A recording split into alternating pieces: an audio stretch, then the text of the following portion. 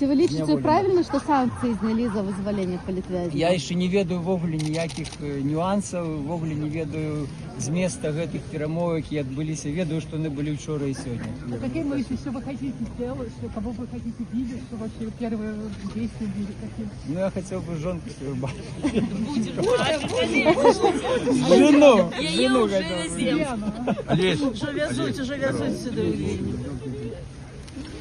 Олесь, скажите, а паспорт, доведка вызволения вам выдали? Вот паспорт мне отдали только что, потому что паспорты нам отдавали тут на мяжи, ну не нам, а передавали уже в руки литовским помежникам. Мы паспорты отримали только тут в амбассаде. А доведка вызволения? Не, нема. А про Мабуть, помилування? это помилование, чи что, не ведаю. Вас одного сюда привезли, да, из Беларуси? А что вы думаете по поводу того? Приехало несколько человек, з них, ну, невеликая группа. Ось непосредственно про Каменный Лог трохи больше за 10 человек приехало.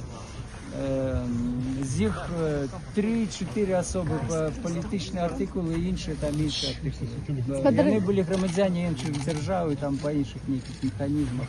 А вас з колонії одного везли? З колонії Так, мене везли одного. Олесь, передам вам про лес ваших коллег Владя Лавковича.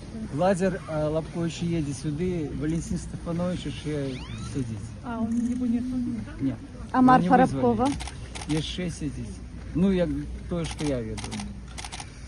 А кого ви бачили у колонії? Про кого можете розказати? Ну, багато кого, але, мабуть, це вже другим Да, разом. может быть, вы по-моему. навалились, человек Давайте. только из тюрьмы вышел и уже начинаете уже- заваливать вопросами.